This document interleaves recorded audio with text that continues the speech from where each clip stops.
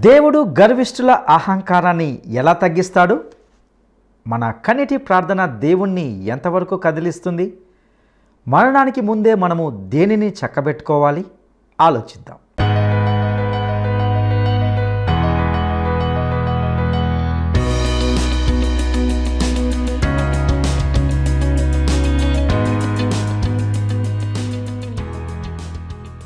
క్రీస్తునందు ప్రియమైన ప్రేమధార టీవీ వీక్షకులందరికీ మన ప్రభువును రక్షకుడైన యేసు క్రీస్తు ఘనమైన నామంలో శుభములు తెలియజేస్తున్నాం.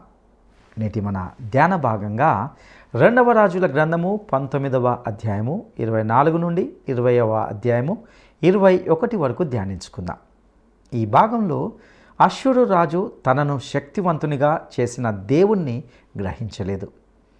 దేవుడు ఆ రాజు యొక్క అహంకారాన్ని అతన్ని తగ్గించాలని అనుకున్నాడు.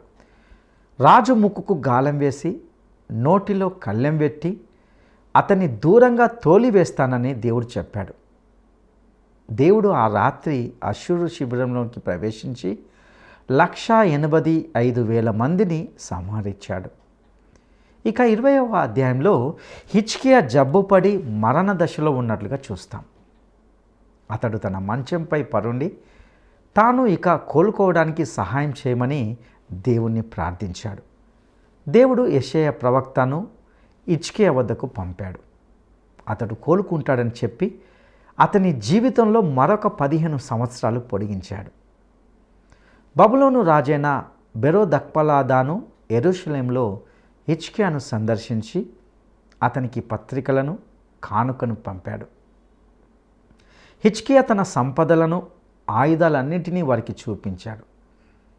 హిజ్కియా చేసిన ఈ పని యెషయా ప్రవక్తకు తెలిసినప్పుడు యూదా సంపద అంతా బబులోనీయులకు స్వాధీనం చేసుకునే రోజు ఒకటి వస్తుందని ప్రవచించాడు. ఇందులోని విశేషాలను సవివరంగా తెలుసుకోవడానికి మనము సిద్ధపడదామా? ప్రియ శ్రోతలు, గత పాఠంలో యెషయా ప్రవచనం కొంతవరకు మనము విన్నాము కదా. 2 రాజులు 19వ అధ్యాయం 24వ వచనం నుండి అదే ప్రవచనం కొనసాగుతున్నది. 24వ వచనం నుండి వినండి. నేను త్రవ్వి పరుల నీళ్లు పానం చేసి ఉన్నాను. నా అరికాలి చేత నేను దిట్టమైన స్థలముల నదులనన్నిటినీ ఎండిపోచేసి ఉన్నాను. నేనే పూర్వమందే దీనిని కలుగచేశానని, పురాతన కాలమందే దీనిని నిర్ణయించానని నీకు వినపడలేదా? ప్రాకారములు గల పట్టణములను నీవు దిబ్బలుగా చేయడము నా వలననే సంభవించింది. కాబట్టి వాటి కాపురస్తులు బలహీనులై జడిశారు. విభ్రాంతి నొంది పొలములోని గడ్డివలే, కాడవేయని చేలవలే అయిపోయారు. నీవు కూర్చుండడము, బయలు వెళ్ళడము, లోపలికి రావడము, నా మీద నీవు వేసే రంకెలు, నీవు చేసిన కలహము నా చెవులలో చొచ్చాయి. నా గాలమును నీ ముక్కునకు తగిలిస్తాను. నా కళ్ళెము నీ నోటిలో పెట్టి నిన్ను మళ్ళిస్తాను. దేవుడు అష్షూరుకు చేయబోయే ప్రతీకారమిది. ముక్కుకు గాలం, నోట్లో కళ్ళెం. హిజ్కియా, నీకిదే సూచన. ఈ సంవత్సరం ధాన్యం దానంతట అదే పండుతుంది. 2వ సంవత్సరం దాని నుండి కలిగే ధాన్యాన్ని మీరు భుజిస్తారు.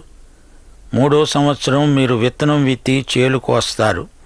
ద్రాక్ష తోటలు నాటి వాటి ఫలం అనుభవిస్తారు. యూదా వంశంలో తప్పించుకున్న శేషం ఇంకా క్రిందికి వేరు తన్ని మీదికి ఎదిగి ఫలిస్తారు. దేవుడు అష్షూరుకు గర్వభంగం చేయబోతున్నాడు. యెషయా 10వ అధ్యాయం 5వ వచనంలో దేవుడన్నాడు, అష్షూరీయులకు శ్రమ, వారు నా కోపమునకు సాధనమైన దండము, నా దుడ్డుకర్ర, నా ఉగ్రత వారి చేతిలో ఉన్నది. యెహోవా దేవుడు అష్షూరు వారికి భయకంపం పుట్టించాడు. దేవుడు అంటున్నాడు, అష్షూరు, నీవు నా భూమి లోపలికి వచ్చావు, గొప్పలు చెప్పుకుంటున్నావు, జాగ్రత్త.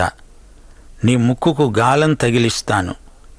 హిజ్కియా, భయపడనవసరం లేదు. పంటలు పండుతాయి. అష్షూరు రాజు ఈ పట్టణంలోకి రాడు. దాని మీద ఒక్క బాణమైనా ప్రయోగించడు. దాని ఎదుట ముట్టడి దిబ్బ కట్టడు.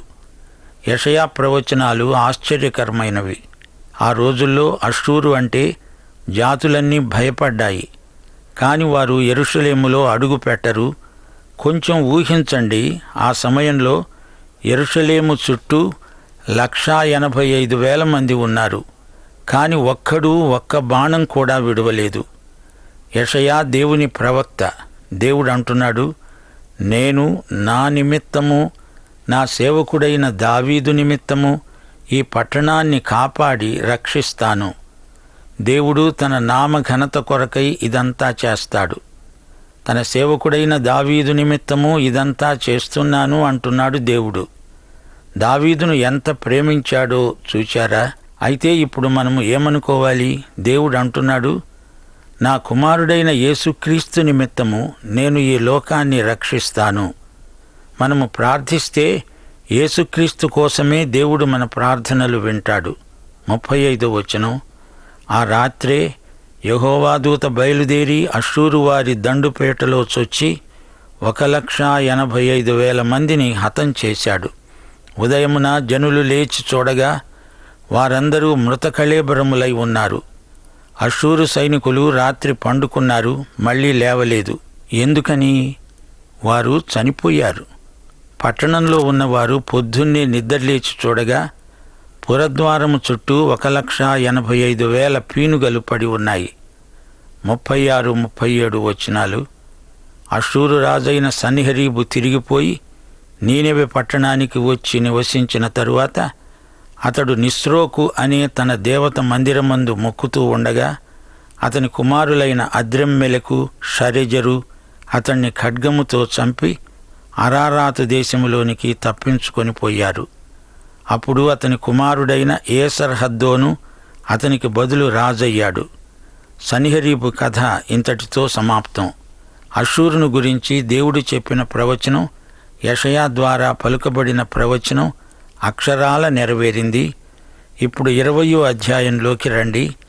ఈ అధ్యాయంలో హిజ్కియా జబ్బుపడ్డాడు. దేవుడు అతన్ని స్వస్థపరిచాడు. హిజ్కియా గొప్ప రాజు అన్నాము గదా. దావీదు లాంటి రాజు. హిజ్కియాకు సాటి అయిన రాజు దావీదు తప్ప మరెవ్వరూ లేరు. ఈ అధ్యాయంలోని వివరాలు సంగ్రహంగా వినండి. హిజ్కియాకు మరణకరమైన రోగం కలిగింది.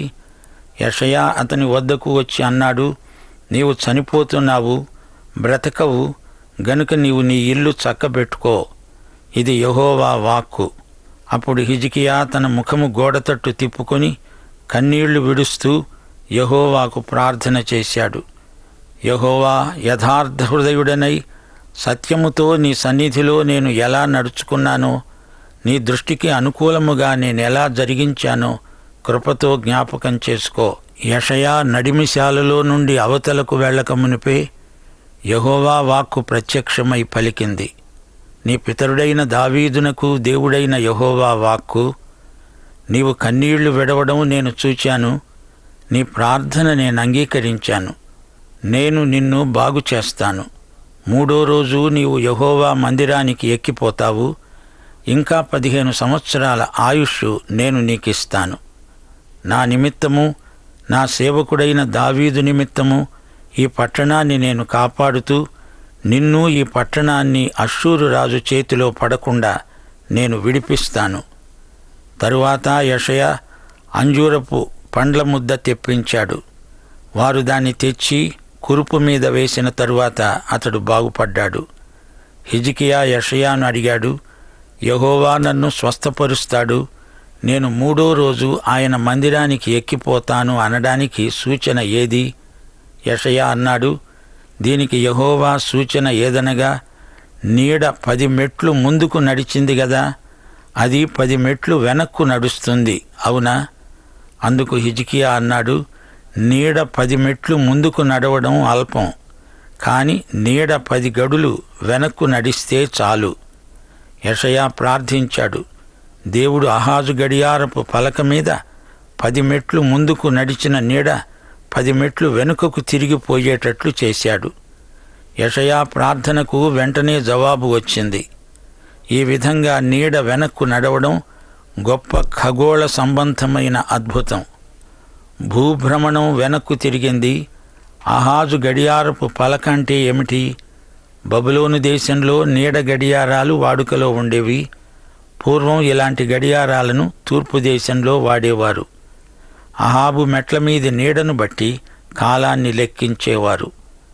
హిజ్కియాకు జబ్బు చేసింది నిజమే, అతడు చనిపోతాడు. అలాగే ప్రతి మానవుడు చనిపోతాడు. హెబ్రీ పత్రిక 9వ అధ్యాయం 27వ వచనం, మనుష్యులు ఒక్కసారే మృతి పొందవలెనని నియమించబడింది, ఆ తరువాత తీర్పు జరుగుతుంది. మరణం దేవుడు నిర్ణయించిన తేదీ. ఇది ప్రతి ఒక్కరి జీవితంలో ఎప్పుడో ఒకప్పుడు వచ్చి తీరుతుంది.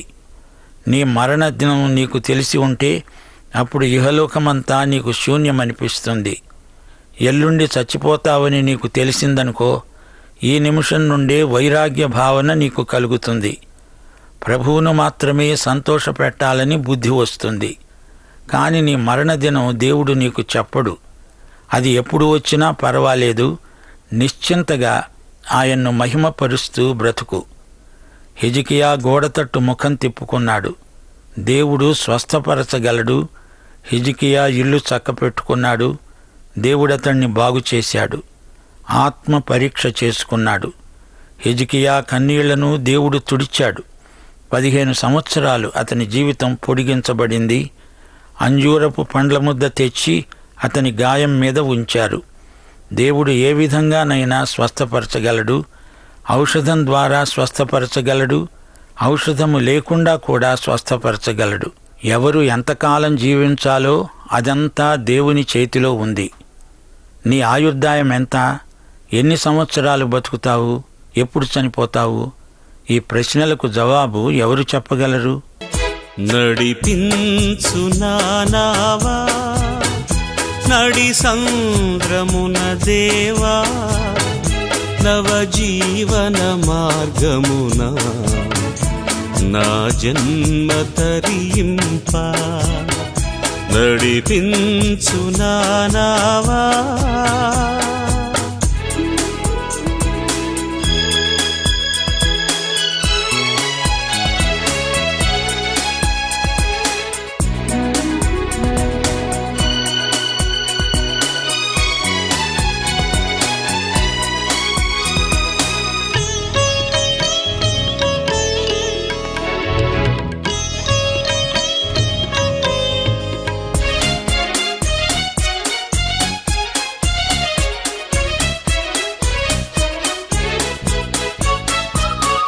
నా జీవిత తీరమున నాపజయ భారమున నలిగిన నా హృదయమును నడిపించుములోతునకు. నా ఆత్మ విరబూయా నా దీక్ష ఫలింప. నా నావలు కాలిడుము, నా సేవ చేకొనుము. నడిపించు నా నావా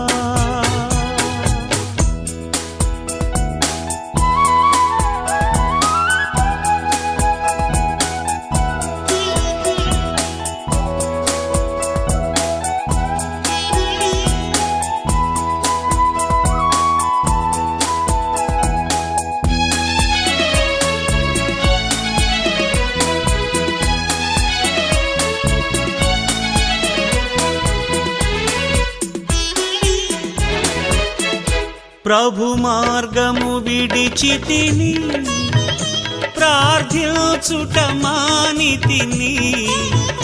ప్రభు వాక్యము వదలితిని, పరమార్థము మరిచితిని. ప్రపంచ నటనలలో ప్రావీణ్యమును పొంది బలహీనుడనై ఇప్పుడు పాటింతు నీ మాట. నడిపించు నానావా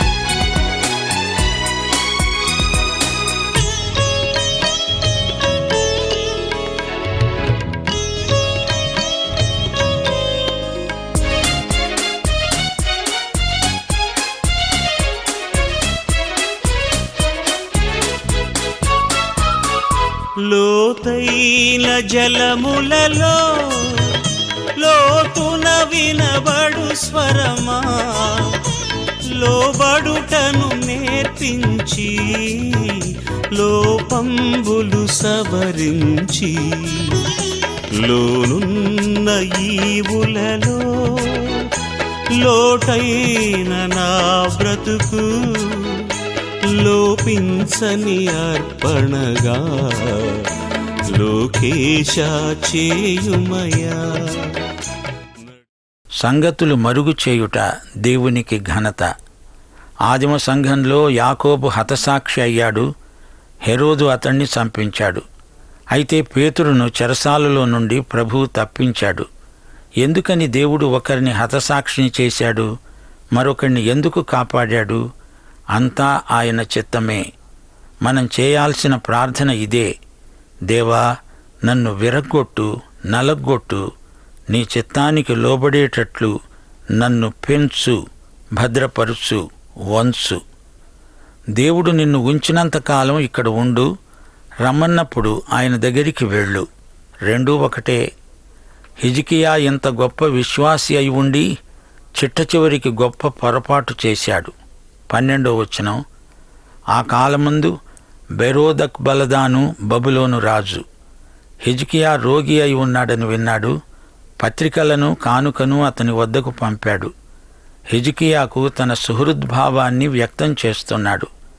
హిజ్కియా దూతలు వచ్చిన మాట విని వారిని లోపలికి రప్పించి దాపరికం లేకుండా తనకున్నదంతా వారికి చూపించాడు. తన భవనంలో, రాజ్యంలో, కొట్లలో ఉన్న వెండి బంగారాలు, గంధవర్గం, పరిమళ తైలం, ఆయుధశాల అన్నీ చూపెట్టాడు. హిజ్కియా ఈ విషయంలో ఎంతో అవివేకంగా ప్రవర్తించాడు. సొలొమోను సేకరించిన వస్తు సముదాయమంతా చూపించాడు. అమాయకంగా ఒక స్నేహితునిగా వారికి తన ఐశ్వర్యమంతా చూపాడు. 14-15 వచనాలు. పిమ్మట ప్రవక్త అయిన యెషయా రాజైన హిజ్కియా వద్దకు వచ్చి అడిగాడు. ఆ మనుష్యులు ఏమన్నారు? నీ వద్దకు ఎక్కడి నుండి వచ్చారు? బబులోను అనే దూరదేశం నుండి వచ్చారు అన్నాడు హిజ్కియా. నీ ఇంట్లో వారేమి చూచారు? యెషయా అడిగాడు. హిజ్కియా అన్నాడు, నా పదార్థములలో దేనిని మరుగు చేయక నా ఇంటిలో ఉన్న సమస్తాన్ని నేను వారికి చూపించాను. అంతటా యెషయా అన్నాడు, ఇది యెహోవా వాక్కు. వచ్చే రోజులలో ఏమీ మిగలకుండా నీ నగరునందున్న సమస్తము నేటి వరకు నీ పితరులు సమకూర్చి దాచిపెట్టినదంతా బబులోను పట్టణమునకు ఎత్తుకొని పోబడుతుంది. నీ గర్భమందు పుట్టిన నీ పుత్ర సంతును బబులోను రాజు నగరునందు నపుంసకులుగా చేయడానికి వారు తీసుకొని పోతారు. హిజ్కియా అన్నాడు, నీవు తెలియజేసినట్లు యెహోవా ఆజ్ఞ చొప్పున జరగటం మేలే. నా దినాలలో సమాధానము సత్యము కలిగిన ఎడల మేలే గదా. హిజ్కియా పరాక్రమమును గూర్చి, అతడు కొలను తవ్వించి కాలువ వేయించి పట్టణములోనికి నీరును రప్పించిన దానిని గూర్చి యూదారాజుల వృత్తాంతముల గ్రంథమందు రాయబడి ఉన్నది. హిజ్కియా తన పితరులతో కూడా నిద్రించగా అతని కుమారుడైన మనష్షే అతనికి మారుగా రాజయ్యాడు. యెషయా ప్రవక్తకు హిజ్కియా రాజు ఇచ్చిన జవాబు సరిగా లేదు. హిజ్కియా తాను చేసిన పొరపాట్లకు పశ్చాత్తప్తుడవలేదు. పైగా నా కాలంలో శాంతి భద్రతలుంటే చాలులే అంటున్నాడు. అతని మగసంతు పరాయి దేశంలో నపుంసకులుగా చేయబడతారు. ఇది ఘోర శిక్ష. హిజ్కియా చేసిన తప్పు ఎంతటి అరిష్టానికి దారితీసిందో చూడండి. హిజ్కియా కుమారుడు మనష్షే అహంకరించి దురుసుగా వ్యవహరించాడు. 2 దినవృత్తాంతములు 32-35 వచనం. హిజ్కియా మనస్సున గర్వించి తనకు చేయబడిన మేలుకు తగినట్లు ప్రవర్తించనందున అతని మీదికి, యూదా యెరూషలేము వారి మీదికి దేవుని కోపం వచ్చింది. సోదరీ సోదరులారా, దేవుని మాట వింటే దేవుడు ఇంకా కొంతకాలం నిన్ను ఇక్కడ ఉండనిస్తాడు. ఆయన మాట వినకపోతే నిన్ను ఇక్కడి నుండి వెంటనే తీసివేస్తాడు. హిజ్కియాకు ఇదే సంభవించింది. ఈ సందర్భంలో మా శ్రోతలకు హిజ్కియాను ఒక వ్యక్తిగా పరిచయం చేయగోరుతాము. నేడు మనము చేసే పనులకు, ఇక ముందు చెయ్యబోయే పనులకు గతకాలం వెనుక ఉంది గనుక అది మనకెన్నో పాఠాలు నేర్పుతుంది. యూదారాజులు గత కాలంలో ఎన్నో గొప్ప కార్యాలు చేశారు. దేవుడు వారిని ఎంతో ఆశీర్వదించాడు. అయితే ఆ రాజులు దేవుని మాట వినకపోతే దేవుడు శిక్షించాడు కూడా. రాజులు దేవునికి విధేయత చూపాలి. హిజ్కియా గొప్ప రాజు. గత కాలంలో చరిత్రలో దేవుడు చేసిన ఘనకార్యాలను జ్ఞాపకం చేసుకొని భయభక్తులతో ప్రవర్తించాడు. ఇతనికి దేవునితో సన్నిహిత సంబంధం ఉంది. ఇతడు ప్రజల మేలు కోసమై ఎన్నో సంస్కరణలు తలపెట్టాడు. తన ఇల్లు మాత్రమే కాదు, రాజ్యాన్ని కూడా చక్కపెట్టుకున్నాడు. అన్యదేవతలకు సంబంధించిన విగ్రహాలను తొలగించాడు. నెహుష్టానును తీసిపారేశాడు. హిజ్కియా తండ్రి మూసివేసిన మందిరపు తలుపులను తాను తెరిపించాడు. పస్కా పండుగను పునఃస్థాపించాడు. యూదారాజ్యంలో గొప్ప ఉజ్జీవం కలిగింది. కాని హిజ్కియాలో ఒక బలహీనత ఉన్నది. ఇతడు భవిష్యత్తును గురించి ఆలోచించలేదు. ఏమి జరగబోతోందో ఇతనికేమీ పట్టదు. ప్రస్తుతం ఇతడు సాధించిన విజయాలకు తానెంతో గర్వించాడు. బబులోను రాయబారులకు తన ఐశ్వర్యం చూపి అతిశయించాడు. అది ఆసరాగా తీసుకొని బబులోను రాజు అదంతా కొల్లగొట్టుకుపోయాడు. యెషయా వచ్చి గద్దిస్తే ఏదో ఇప్పటికి అంతా బాగానే ఉంది గదా అంటూ భవిష్యత్తును గురించిన తన అజ్ఞానాన్ని వ్యక్తం చేశాడు. నా మట్టుకు నేను బాగా ఉంటే చాలు, తరువాత ఏమైతేనేమి అంటున్నాడు. హిజ్కియా తరువాత 3 రాజులు వస్తారు: మనష్షే, ఆమోను, యోషియా. ఈ 3 రాజుల మీద హిజ్కియా ప్రభావం ఎంతగానో పడింది. హిజ్కియా బలహీనతలు కూడా వారికి సంక్రమించాయి. ప్రియ శ్రోతలారా, గతంలో మనము సాధించిన విజయాలు వర్తమానంలో మనకు హెచ్చరిక చేస్తాయి. ఇప్పుడు మనము చేసే పనులు మన భవిష్యత్తుకు పునాదిగా నిలుస్తాయి. హిజ్కియా రాజకీయంగా, మత విషయికంగా ఎన్నో సంస్కరణలు చేశాడు. దేవుని యందు భయభక్తులు గలవాడు, ప్రార్థనాపరుడు అయిన హిజ్కియా. సామెతలు 25వ అధ్యాయం 1వ వచనం మీరెప్పుడైనా గుర్తించారా? ఇవి సొలొమోను సామెతలే. యూదారాజైన హిజ్కియా సేవకులు వీటిని ఎత్తి రాశారు. హిజ్కియా దర్శనము లేనివాడు, భవిష్యత్తులోకి చూడలేకపోయాడు. తన తరువాతి తరానికి మంచి వరవడి మిగల్చలేకపోయాడు. తొందరపడి బబులోను రాయబారులకు రాజ్యపు గుట్టంతా బయలుపరిచాడు. ఎన్ని సంస్కరణలు చేసినా వాటిని భవిష్యత్తు కోసం పరిరక్షించకపోతే రాజ్యానికి ఎట్టి ప్రయోజనమూ చేకూరదు. గతంలో నీవు దేవునికి విధేయుడివి. అయితే ఇప్పుడు ఈ క్షణంలో నీవు దేవుడికి లోబడుతున్నావా అనేది ముఖ్య ప్రశ్న. దేవునిపై ఆధారపడిన వారు గొప్ప కార్యాలు చేస్తారు. అద్భుతమైన ఫలితాలు వస్తాయి. హిజ్కియా ముఖ్య పట్టణం యెరూషలేము. ఇతడు యూదా రాజ్యాన్ని ఏలిన 15వ రాజు. ఇతని తండ్రి ఆహాజు, తల్లి అబీ, కుమారుడు మనష్షే. యెషయా, హోషియా, మీకా, సన్హెరీబు వీరందరూ హిజ్కియాకు సమకాలికులు. 2 రాజులు 18వ అధ్యాయం 5-6 వచనాలలో హిజ్కియా వ్యక్తిత్వం క్లుప్తంగా వర్ణించబడింది. అతడు ఇశ్రాయేలీయుల దేవుడైన యెహోవాయందు విశ్వాసముంచినవాడు. అతని తరువాత వచ్చిన యూదారాజులలోనూ అతని పూర్వీకులైన రాజులలోనూ సమమైన వాడు ఒక్కడూ లేడు. అతడు యెహోవాతో హత్తుకొని ఆయనను వెంబడించుటలో వెనుకతీయక ఆయన మోషేకు ఆజ్ఞాపించిన ఆజ్ఞలన్నిటినీ గైకొన్నవాడు. సోదరీ సోదరులారా, ఇంతటితో 20వ అధ్యాయం ముగిసింది. ఈ అధ్యాయంలో 11వ వచనంలో ఆహాజు నీడ గడియారం పేర్కొనబడింది. దీనిని ఆహాజు మెట్లు అంటారు. మెట్లు గడియారం ఆకారంలో నిర్మించబడతాయి. నీడ ఒక్కొక్క మెట్టు ఎక్కడం గడియారంలాగా వారికి కాలాన్ని నిర్దేశించి చూపుతుంది. హిజ్కియా జీవితంలో అతడు చేసిన ప్రార్థనలు వ్రాయబడి ఉన్నాయి. హిజ్కియా విశ్వాసము, ప్రార్థన వల్ల అష్షూరు నుండి ప్రమాదము తప్పించడానికి కారణమైంది. హిజ్కియా జీవితం కొన్ని సంవత్సరాలు పొడిగించబడింది. నిజాయితీ గల విశ్వాసము, యథార్థమైన ప్రార్థన పరిస్థితులను మార్చగలవు.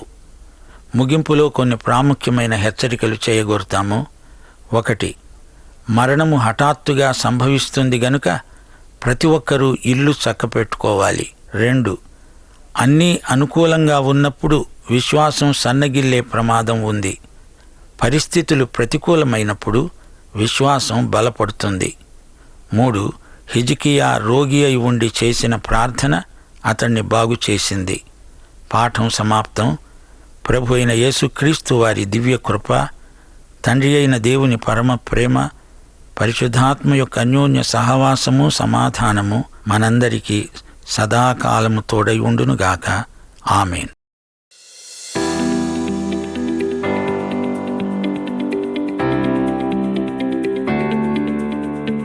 హిజ్కియా రాజు పాలనలో ప్రవచించిన ప్రవక్త ఎవరు? హిజ్కియా రాజు పాలనలో ప్రవచించిన ప్రవక్త ఎవరు? 1 యోనా, 2 ఇర్మియా, 3 యెషయా. ఈ ప్రశ్నకు సరైన జవాబును ఈ వాట్సాప్ నంబర్కు పంపండి. మా వాట్సాప్ నంబర్ 9399952570. ప్రియులారా, ఇంతవరకు మనము 2వ రాజుల గ్రంథము 19వ అధ్యాయము 24 నుండి 20వ అధ్యాయము 21వ వచనం వరకు ధ్యానించుకున్నాం. ఈ భాగంలో ముఖ్యంగా దేవుడు అష్షూరు రాజు యొక్క అహంకారాన్ని ఎలా తగ్గించాడో చూశాం. రాజు ముక్కుకు గాలెం వేసి నోటిలో కళ్ళెము పెట్టి అతన్ని యెరూషలేం నుండి దూరంగా తోలివేస్తానని దేవుడు చెప్పాడు.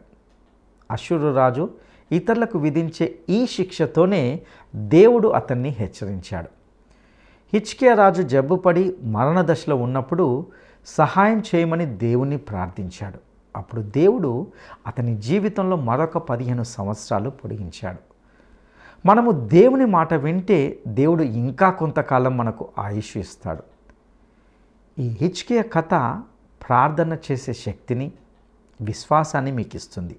అది మీకు ఆదరణ కలిగిస్తుంది. దేవుడు పరిష్కరించలేని సమస్య అంటూ ఏది ఉండదని మీకు అవగతమవుతుంది. మరణము ప్రతి ఒక్కరి జీవితంలో ఎప్పుడో ఒకప్పుడు సంభవిస్తుంది. అయితే ఆ మరణ దినము ఎప్పుడో నీకు నాకు తెలియదు. కాబట్టి బ్రతికి ఉండగానే సృష్టికర్త అయిన దేవుణ్ణి ఎరగడము ఎంతో ముఖ్యం. బ్రతికినంతకాలం దేవునికి మహిమకరంగా బ్రతకాలి. హిజ్కియా తనను తాను ఆత్మ పరీక్ష చేసుకున్నాడు. తన దీనస్థితిని దేవుని సన్నిధిలో ఒప్పుకున్నాడు. మరణానికి ముందే మన ఇంటిని, మన జీవితాలను చక్కబెట్టుకోవాలి. అయితే ఆ తర్వాత హిజ్కియా రాజు తన భవిష్యత్తును గుర్చిన ఆలోచన లేకుండా చేసిన అవివేకపు పనికి తగిన ఫలితాలను తన వంశం వారికి ఎలా ప్రాప్తించిందో విన్నాం. మనం చేసే పనులు ఎన్నో పాఠాలను మనకు నేర్పిస్తుంది. మన బలహీనతలను దేవుని సన్నిధిలో సరిచేసుకొని ముందుకు వెళ్ళడానికి ప్రభువు మనకు సహాయం చేయనుగాక. దైవాశీస్సులు.